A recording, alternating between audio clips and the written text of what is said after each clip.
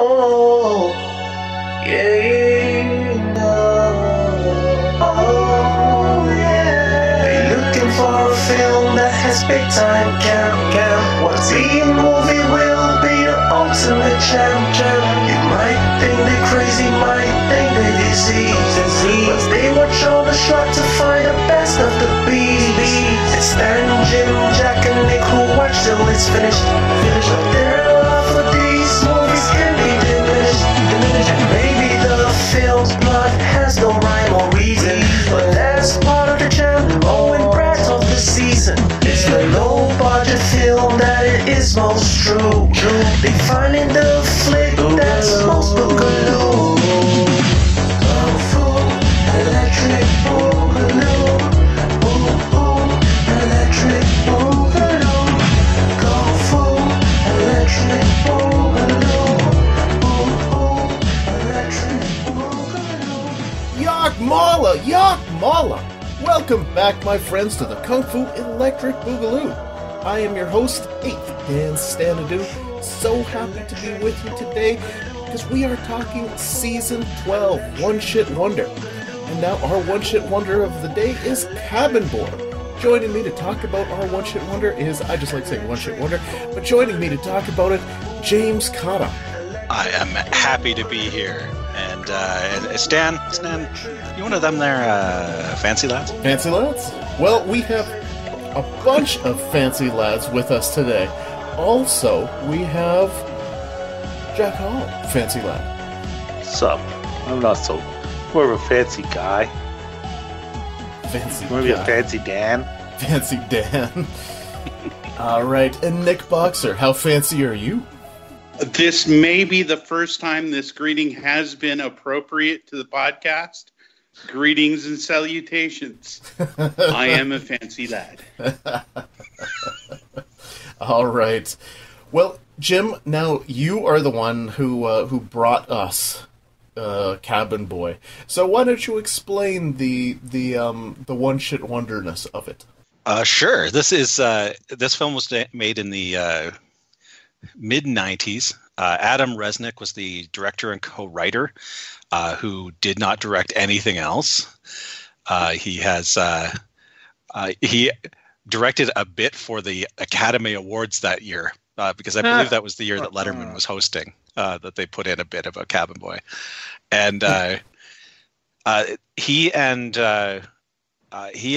Chris Elliott, who was also co-writer and star of this film, had been writers on David Letterman for quite an extensive period of time, and this was kind of their jump out into the world, the magnum opus that was going to make the rest of their career. Well, they were in a TV show first that led to this, called Get a Life. It didn't last very long, but that was when this movie was. Tim Burton was a fan of the TV show, contacted them, and he was going to direct this. And ended up producing it, but he was going to be the director of this film, and it was at the last minute he was offered Ed Wood, so he pulled out. Oh, well, could have been. And we all we're all stuck with Ed Wood. Yeah, exactly. Academy Award winner Ed Wood. I mean, in fairness, though, I do not mind being stuck with both Ed Wood and Cabin Boy, so that makes me perfectly happy. Now, yeah, this is the opposite of that Superman Returns and X-Men 3 thing, where we're soft for both. All right. Well, and now, of course, we have everybody's favorite moment. Nick Boxer, explain Cabin Boy. I wish I could. Actually, I just wish I could say nothing happens in this film, because quite literally nothing happens in this film. Well, except everything that happens in the movie. But yes, we have Chris Elliott playing our titular cabin boy / fancy lad. He graduates from high school, and or not high school, I guess it would be some sort of graduate school. And he is a right snobby asshole. Now, once out of school, his driver drops him off in the middle of nowhere just because the driver's just had enough, because, well, once again, this kid is a snobby asshole. And unfortunately, Chris Elliott is also extremely stupid. Well, through a series of ridiculous events, our young fancy lad gets onto the wrong boat, and it seems to be a fishing vessel where he is sort of befriended, although it is more they're stuck with him by the crew. They go off on an adventure, I suppose, through a series of unfortunate events. Chris Elliott causes the boat to be lost in some sort of hellscape of an ocean where they encounter a dragon or a giant and other mythological creatures before escaping and ending up at their final destination of Hawaii. Supposedly, Chris Elliott, our fancy lad, has learned a lesson, although I was unconvinced by this. This movie is populated by unlikable characters, and you really don't care about anything that goes on in this film. So you liked it? And when you say you, when you say it, you, like, do you mean one doesn't? Because Yeah, because I was going to ask afterwards. Now, how many other people on this podcast feel like this is one of the greatest movies ever made? how do you do hand raising on? Yes, on yeah, exactly. Podcast. All right, so that's at least two of us. Is it? I'd say it's two of you. Is it the the Iliad or the Odyssey that this is pulling from? Oh, I'll probably do the one. It would be the Odyssey. The Iliad is Captain, actually it'd the be War Captain's in Troy. Outrageous. No, The Iliad's the Outrageous. war, right? Okay. No, Captain's Outrageous. That's what he's pulling. Courageous, you mean? From. No, yeah, courageous. What'd I say? Outrageous. Captain's Outrageous. That's a good title. Captain's, that's Captain's That's not already a movie. That's the porn movie you watched last night. It's starring me. Okay. You watch your own porn? Well, yeah, well, proud of, no one else it is was going to. outrageous. Proud of that performance. I No one else is going to watch it for him. no, that's because it's only starring him. So, Well, we're in self-isolation here. So, speaking of Cabin Boy, so I'd never seen this movie after all these years because the reputation of the film when it came out was so bad. And I was going to watch it, and then I just couldn't. So, all these years, I thought it was probably about him as like working in a summer camp, cleaning cabins, and being a putz around kids and girls. I don't know. I thought it was like some Meatballs thing. It isn't. You really thought it was that? Yeah, I had no idea. Now, That's you're a amazing. I huge thought David Meatballs, Letterman fan. I would have assumed you'd seen enough clips to know, like, the basic premise. No, as much as I'm a big David Letterman fan, I'm not. Thing is, I feel Chris Elliott, like even Chris Elliott on Letterman, it's like best used. Like I loved it when he came out doing the Marlon Brando, and that was other than putting a pillow underneath his shirt. In no way, nothing else did he try and do an imitation. It was very funny because it was very Letterman, very surreal. But like, I feel like Chris Elliott is best taken in very small doses. Very small doses, generally. So see, it's interesting because now I'm a big fan of Schitt's Creek, and Chris Elliott is on that, and agreed, like he's a small dose character in that. But Cabin Boy, for whatever reason, like I really like his character, and I like the way that his character's journey takes him, and I mean, to me, this movie is just flat out funny. yeah, I didn't mind the movie, actually. I thought it was a lot better than its reputation. That's the thing. I was watching it, I'm like, this isn't as bad as everybody said. It's not some great movie, but it's not bad. Well, it's absurdist, and a lot of people just don't get absurdism. Like because it's not ironic. It's seeking meaning in it is flawed because there is no meaning. Yeah, exactly.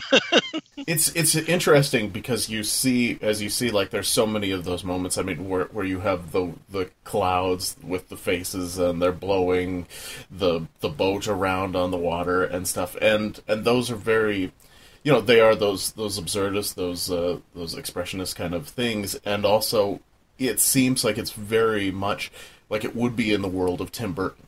Yeah, it has that kind of fairy tale quality where nothing's literal, nothing is, and also nothing's weird.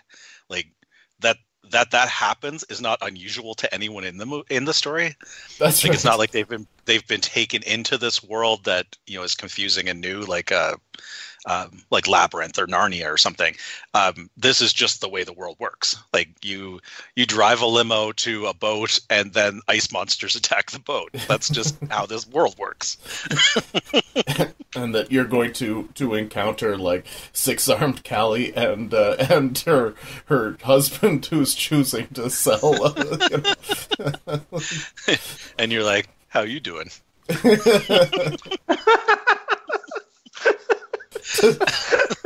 to say nothing of our wonderful appearance by Russ Tamblyn as Chalky. And now, oh my God, Russ Tamblyn is a favorite of mine, and I know that he's a favorite of Jim's as well. But his appearance as the half man, half shark Chalky, oh, now that's gold right there. The immortal child of a sailor and a shark. Here's a an Viking and a shark. A Viking and a shark. Yeah. So here's an interesting piece of trivia then, because he was Riff in West Side Story, meaning he was a shark and a jet. Boom. Nice. I love that. See, that's funnier than any joke in the movie, and I still didn't laugh. Somebody pissed on your cornflakes Wow. today. Jeez. Oh. Whew. All right. Like, oh, man.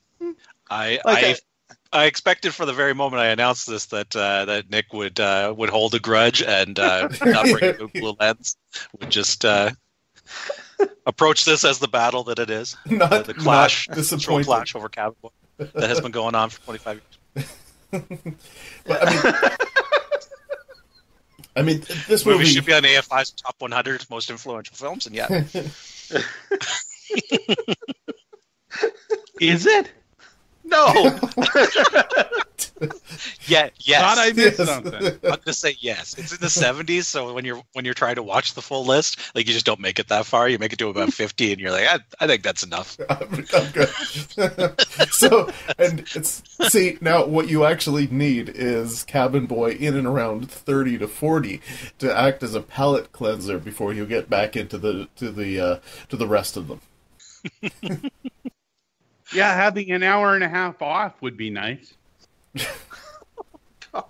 This movie also features a whole bunch of fantastic character actors as well, like Brian Doyle Murray, Brian James. I mean, these guys awesome.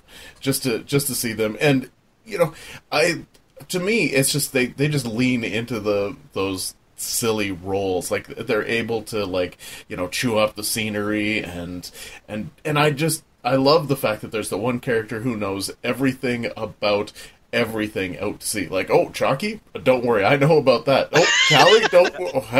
Hell's yeah, there's no it's an area. They're in an area. What's it called? Devil's. Oh, what is it? Hell's Bucket. Hell's Bucket. Yes. Yeah. It's their version of Bermuda Triangle. And where no one's supposed to go, and they know everything about every single thing they come across. This makes perfect sense. Like, oh, now we're where the ice monsters are. Now that must have been Chalky that you saw. and Chalky, who got a man crush on Cabin Boy. Saved him, and then when they tried to toss him off the ship, which that moment. There's a remark. Yeah, the cast on this is amazing. Andy Richter is the Cabin Boy before.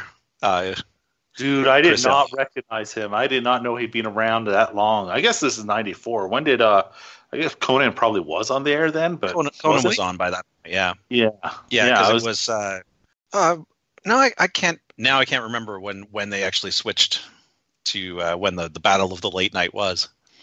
Around that time. It was probably a couple of years before that. I would guess around 92, somewhere in that range, 91. Yes. Let me look for it because I'm curious. Alfred Molina has a little bit part. Yes, I know. That's so crazy. As Nathaniel Mayweather's teacher, Chris Elliott's character's teacher at the very beginning of the film. I love that the school, like you said, like I don't know if it's high school or finishing school or prep school or what it is. And they don't tell you. Like everyone seems to be older. Like some of them are as old as Chris Elliott, so it's vague how long. People seem to be at this prep school until they're about 30. There's guys with mustaches and beards that are at the school with them, so it's not just him. Sure, though, Chris Elliott had a mustache and beard and was balding at age 8. Yeah, that's just how he came out of the womb. Yeah. But it's not like he's the only one that's old. Like that's what you would normally see for this kind of gag is that everyone else is 15 and he's 30, but everyone else is that age too. It just makes no sense. The fancy lads finishing school. And it's just so amazing the fact that he gets a letter from his dad like, hey, come on out. So he's like, yep, I'm out of here. You guys all suck. And he's such a douchebag, and it's so fantastic. Like I love what gets him to the boat, where it's just like he gets dumped out of the limousine, and then he's got to walk, and he breaks a sweat, which is fantastic, and then like there's a cow in front of the sign, so he winds up walking to the wrong pier, because apparently as an island this has a pier on one side and a pier on the other that are both walking distance from each other. Conan started in 1993, by the way. That was one of the things that actually got me. Was I was expecting it to be that the father had said, I'm not going to, because he was such a spoiled brat, the father had told the limo driver to toss him out, but they never really cover any of that. I just think the limo driver thought he was an asshole and tossed him out and figured it was worth getting fired over. And he just didn't give a crap. Yeah, exactly. And I think actually the father not being really in the movie was the one thing I was like, it felt like something they missed, like that we never saw that relationship. All right. Looking at it from a completely analytical story. Now, would that have added anything to the movie other than 5 minutes? Well, I think in Jack's point of view, that's exactly what he's saying. Yeah. Yep. Yeah. I think that was the point of his statement. Yeah. If his father had been there, and or if it turned out that David Letterman was his father, either one of these things, I think would have been a nice little bit to make more sense of the impact of him going back to the ship, because he feels loved by those guys and has found his courage and his character and his place to be. Okay. I will accept the father in this movie if we can get rid of the love interest. What? No, Trina? I didn't like Trina. I love looking at her. She did nothing. What are you talking about? She was definitely not useless, and I loved looking at her in the Baywatch bikini the whole movie. I mean, what an amazing character. The fact it's just like he runs into her somewhere in the Hell's Bucket area because she is swimming around the world. And she's got nothing with her. Except a little tiny pack that's on her back. That is it. I think that's cigarettes. That has cigarettes in it. I love that and it's not just a meet cute. Like he immediately falls in love and she hates him from the very second she meets him. Well, and it's really not because he screwed up her swim around the world to get in the Guinness Book of World Records. It's really not until after he's had encounters with Callie, his first sexual experience, that he comes out and the shirt's like half open, and you're like, oh, this is Chris Elliott attempting to look sexy, and she falls madly in love with him because he's suddenly a man. Now that he's a man because he's with the 6-armed hooker. I will agree the shirt open with him didn't really work, but his voice, Chris Elliott does a good sexy voice. He had me swoon. I thought that worked. Okay. See, and this is the thing, right? Now, I love the fact that Chris Elliott rode Trina out to the boat a couple of times. That's fantastic. So yeah, she's swimming and he's standing upright on her back, I don't think the rope's around her neck. I don't know what's attached to. I don't know what it's attached to. Onto something. You're not supposed to think about that part. I'm totally okay not thinking about that part. I think there's 80 minutes of this movie. You're not supposed to think too hard about it. Mm-hmm. That's right. How long was the movie? 81. 81. I think if you pull there's a great Hunter S. Thompson line. That story has no moral, at least not for smart people. I think it sounds like you two are going to go get the Blu-ray and hope that there's deleted scenes so you can just laugh some more. I totally would. There's no video commentary of this bad boy. I'd settle for once. Now, we haven't talked about David Letterman either, and this is, to me, one of the most fantastic cameos in movie making. His showing up... because we're in one of the pier villages, and it's obviously rough and scruff and yucky, and everybody's dirty. And then Letterman shows up, pops out of nowhere, and is selling sock monkeys. Just what? Why are you selling sock monkeys? Credited as the old salt in the fishing village is the credit. He refers to himself as Hoford. Or like that's in the credits. He's not called Letterman. David Letterman. He's got his uncle's name because he used to use that name when he was doing skits on late night. Nice. Oh, nice. and then he keeps calling him like girls' names like Susie and Jennifer and stuff like that. Because he is the only way that could have been better is if it was modern day bearded David Letterman. So weird, young without the now. He looks like a child now that you see him when you see pictures of him without the. He's in his early 50s instead. Beard. Pardon me? When he's in his early 50s instead, yeah. I don't know how old he was when he was doing this, but the first thing that Chris Elliott says to him is "Hello, old man." Really sets the tone of that bit, and then. Hey, would you like to buy a monkey is a line I will never forget. Yeah, absolutely. Like to buy? No, 46. It's fantastic. 36. 46. Hello, 46, hello, 45 range. Yeah. How old is Chris Elliott? Now we had to look it up. See how old he was when he was playing this 20-year-old character. He looked like, Again, he look the exact same now, so who can say? Mm-hmm. It's pretty like I said, it's vague as to when how old he's supposed to be in this either. He's because everyone else is also the same age in the school. I figure he really is about 30 when he's well, and he's 13 years David Letterman's junior, so go from there. Now I do love the fact that his father is played by his father.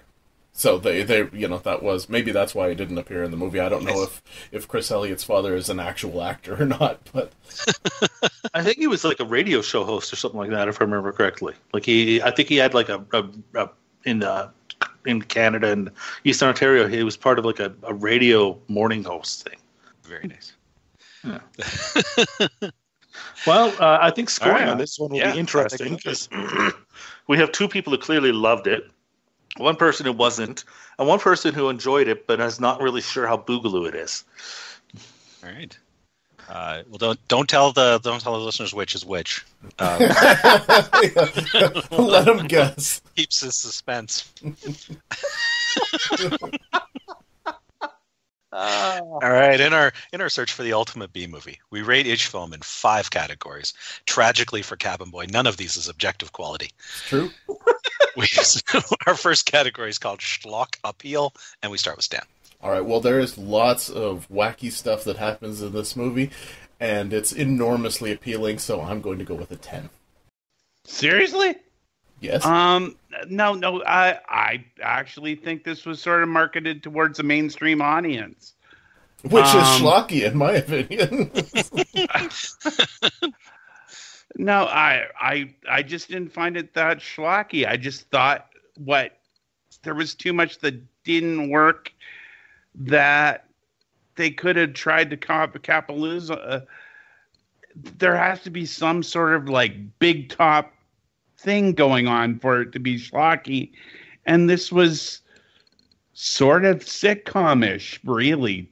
in my opinion. I can only go as high as a 4. I'm interested in what everyone else has to say.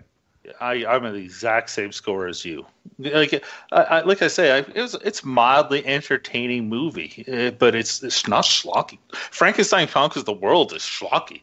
This is it's not schlock. It's something else. If it wasn't marketed basically because of the cameo of David Letterman. I mean, that's the only reason I knew this movie existed. And I remember at the time, David Letterman talked about it a lot because, well, Chris Elliott, I think, was a writer on the show, and the director was the director of the show. So, yeah. Also, the director was also a writer. Yeah, and the writer was also a writer, and he ended up writing Death to Smoochie. So this is definitely not his worst. That's fair. What was the number there? 4. 4. I here's that. It's Cabin Boys and The Sea and Brian James, which I mean I can't believe you do anything less than a 5 for Brian James just being in a movie. So I'm at a 9 on this. More heart than budget. Well, the budget, looking at that $10 million, that's a pretty big budget for a movie like this. Especially, I mean, it's understandable because I mean they were attempting to go for the mainstream. Now, I loved everybody's performance in this, and I thought that they were doing a fantastic job. So I'm going to give it a 5 based on the fact that I thought everybody was really into it, but it's a $10 million budget. Yeah, that budget is high, and I think certain members of the crew really got what they were in, but others I don't. Others I think they just brought what they do. I mean, I'm pretty sure I've seen Andy Richter do his stupid guy routine 30 times in different things. I think that's a routine. What was it? Okay.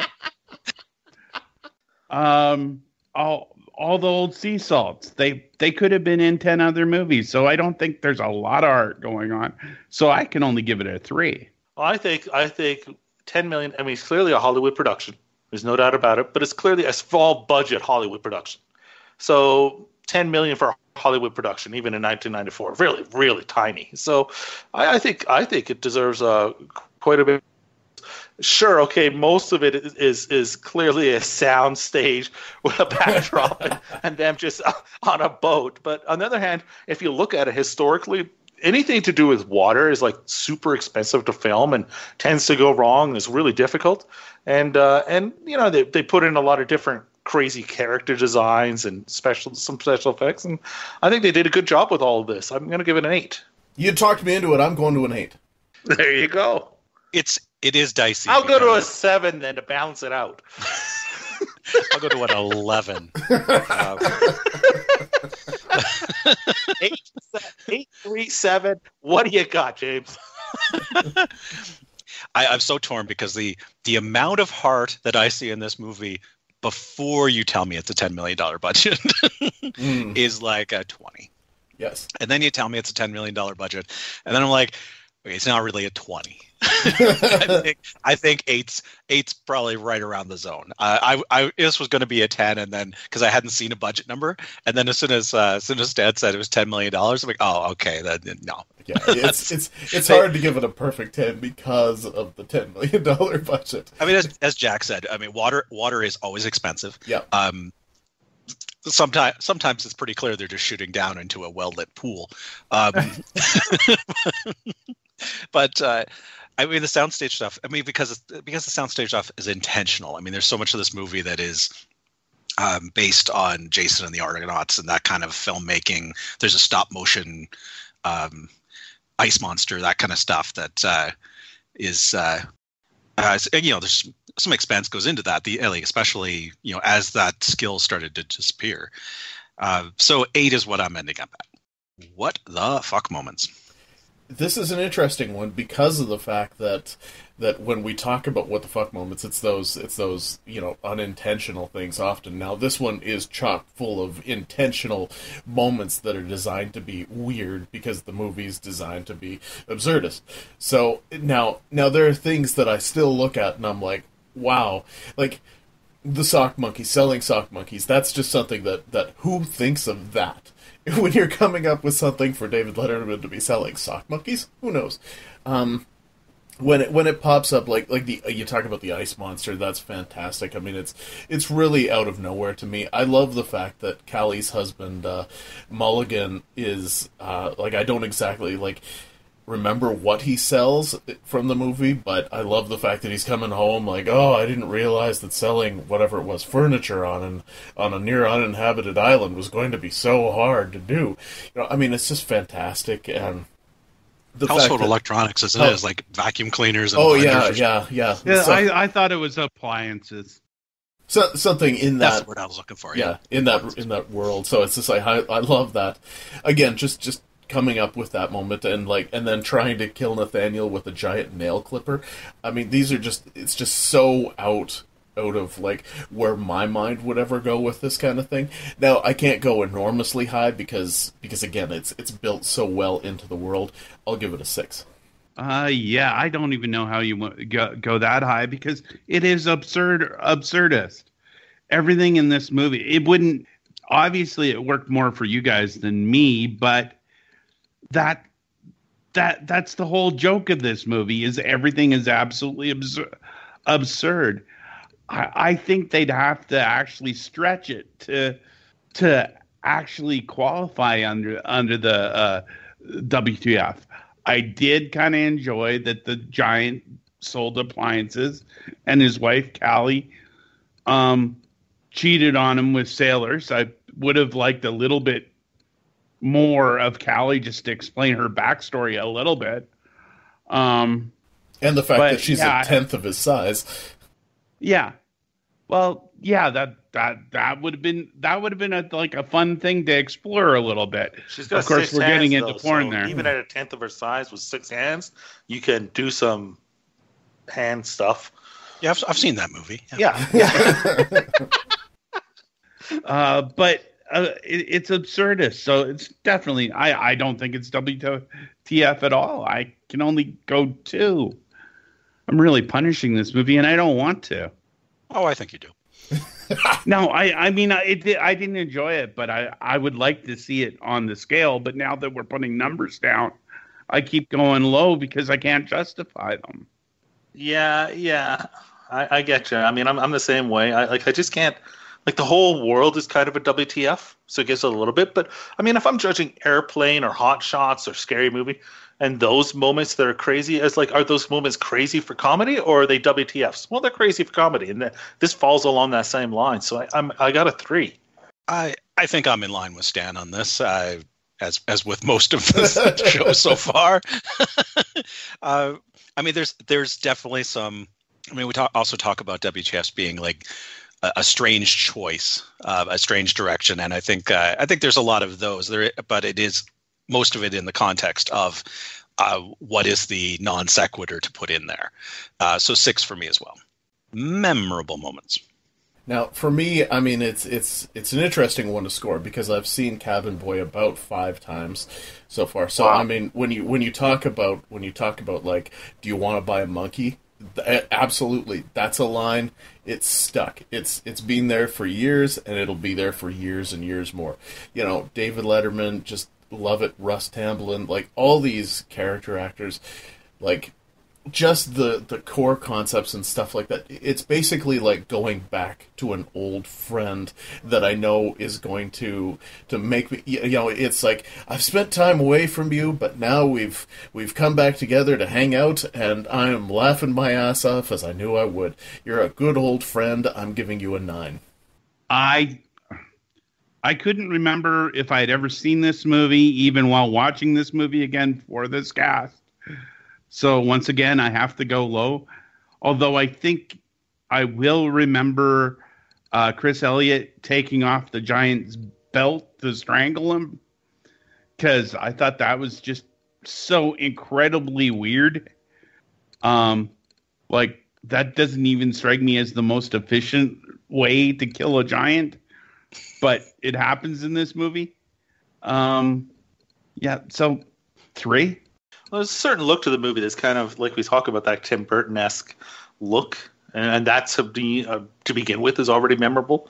I will not forget the shark man jumping onto the giant to defend Chris Elliott. Like that's burned in my memory. That image, it was so ridiculous. And then the nail clippers and stuff like that. Like, and even it's burned in my memory when they meet the girl floating in the sea. It's like it's just so they catch her. They look what I caught. Look what I caught in the net. Like that stuff is gonna stick with me. Like I think it's actually a fairly memorable movie, and oftentimes it's difficult to have both WTFs and memorable moments. They often balance each other out, and so this one's a little weaker on WTF. I think it's a little stronger on memorable. So I got a 7. Well, I am curious, Nick, why, if you didn't remember if you'd seen the movie, why when I added it to the list you went, oh no? Because I went, oh no, because I knew I was not going to enjoy it. I do not enjoy Chris Elliott, period.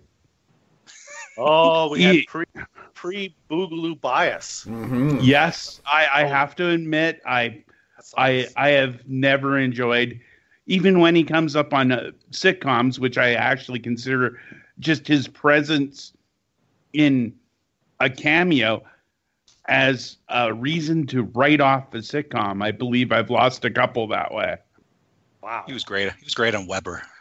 There's a Christmas episode of Weber. Weber's only on for about Steven Weber's show. It's on for about 2 years maybe. And there's a Christmas episode where Chris Elliott is he was a supporting. He's a doctor, and he brings Charlton Heston home for Christmas because Charlton Heston has amnesia, doesn't know he's Charlton Heston. Oh, that's great. So it's one of my favorite Christmas episodes of anything, which is apropos of a 10 out of 10 for that Weber episode.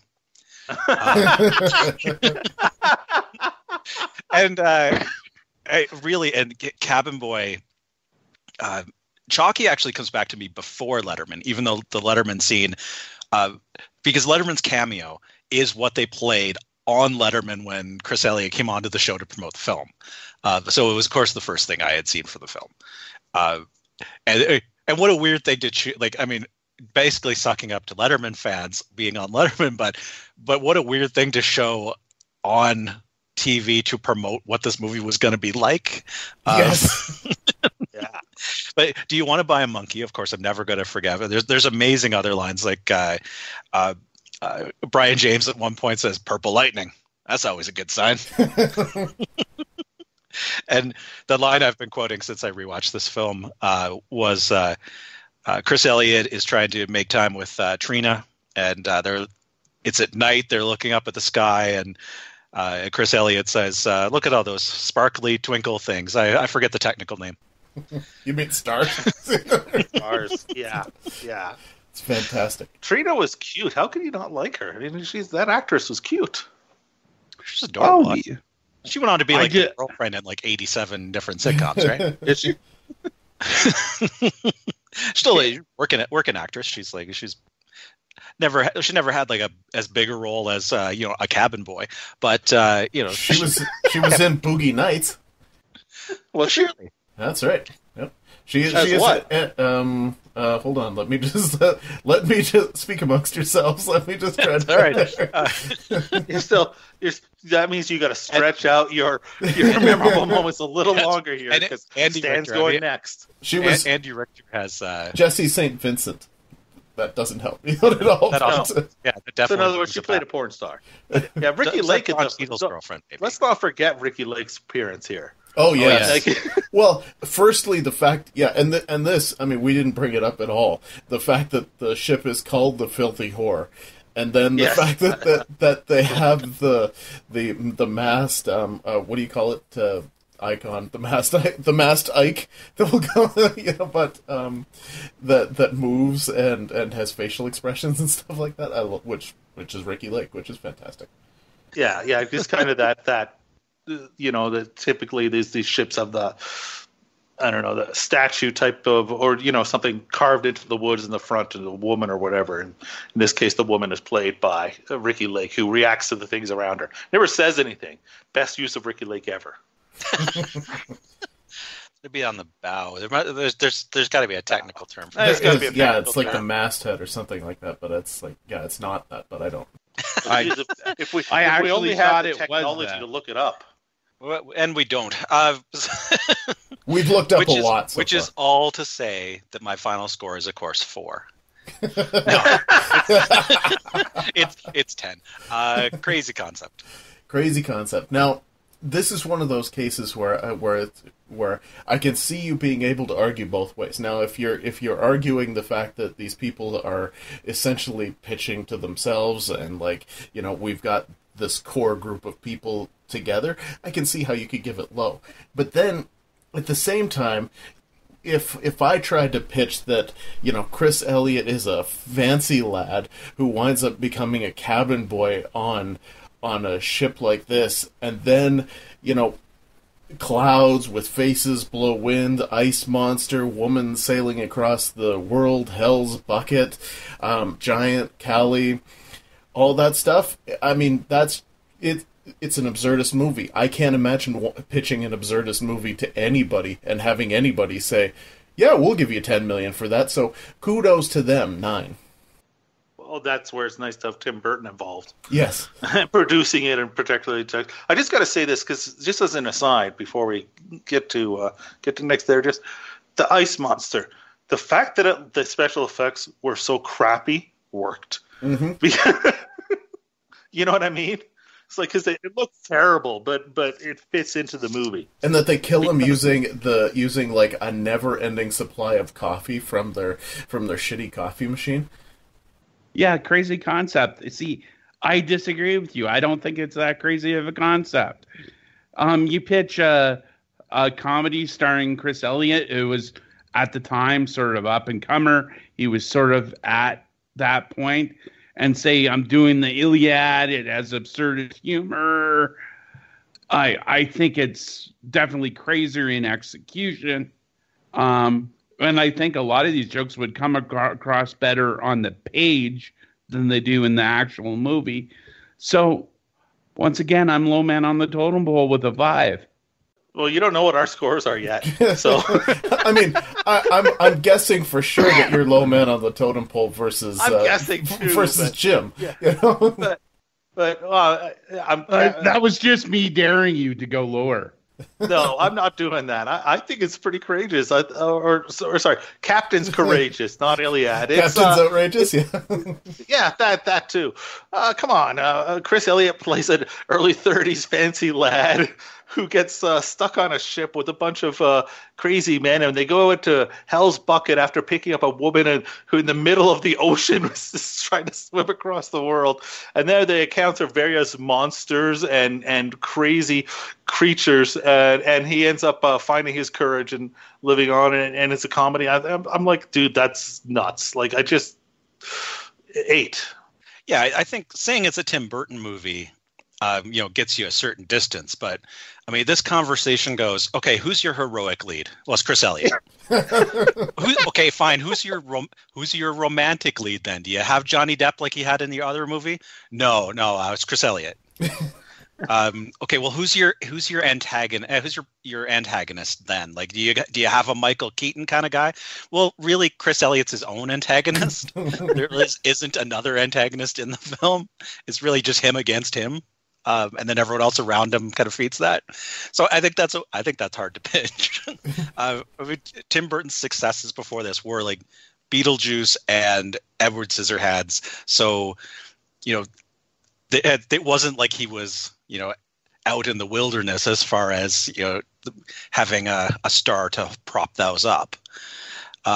So 9 for me as well. And each season we have 6 secret modifiers. This film has none of them. So it does not get the found your calling in another in another field because the director who was a writer before continued to be a writer.